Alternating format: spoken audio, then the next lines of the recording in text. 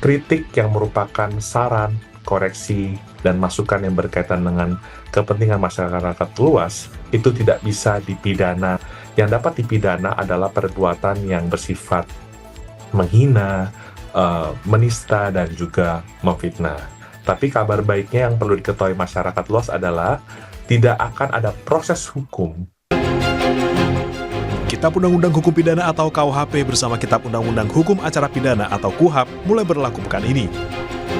Bagi DPR selaku pembentuk undang-undang, payung hukum ini dianggap memberikan pembaruan terhadap penegakan hukum. Ketua Komisi 3 DPR Habibur Rahman menyatakan, pemberlakuan KUHP dan KUHAP merupakan sejarah penegakan hukum di Indonesia yang lebih berkeadilan.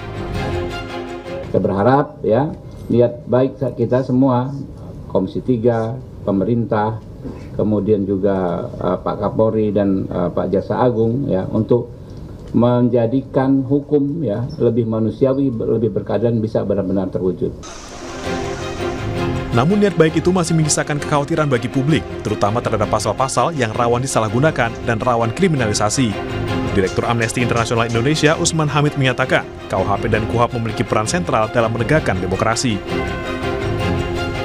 KUHP pidana baru melonggarkan kriminalisasi terhadap warga negara dalam konteks mengkritik pejabat. Dalam sebuah negara yang demokratis, tentu hukum pidana, hukum acara pidana memiliki peran yang sangat sentral. Paling tidak 3 hal: menjaga keadilan, melindungi hak asasi manusia, dan mencegah penyalahgunaan kekuasaan negara. Nah, sayangnya hukum pidana dan hukum acara pidana yang baru saat ini tidak meyakinkan untuk menjamin adanya terjaganya keadilan, perlindungan hak asasi manusia, dan pencegahan penyalahgunaan kekuasaan. Karena itu kami mendesak agar kedua undang-undang ini dibatalkan.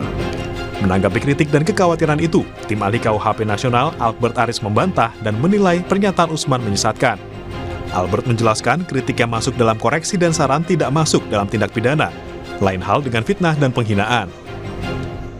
Kritik yang merupakan saran, koreksi, dan masukan yang berkaitan dengan kepentingan masyarakat luas itu tidak bisa dipidana. Yang dapat dipidana adalah perbuatan yang bersifat menghina, menista, dan juga memfitnah. Tapi kabar baiknya yang perlu diketahui masyarakat luas adalah tidak akan ada proses hukum tanpa ada pengaduan yang resmi dari presiden atau wakil presiden serta pimpinan lembaga terkait. Relawan atau pihak ketiga lainnya tidak lagi bisa membuat laporan kepada pihak yang berwajib dengan mengatasnamakan kepentingan presiden atau wakil presiden. Kekhawatiran masyarakat sipil akan masa depan demokrasi di Indonesia harus segera dijawab oleh pemerintah demi menjaga kepercayaan publik dan stabilitas politik nasional sebagai faktor penting fondasi ekonomi nasional.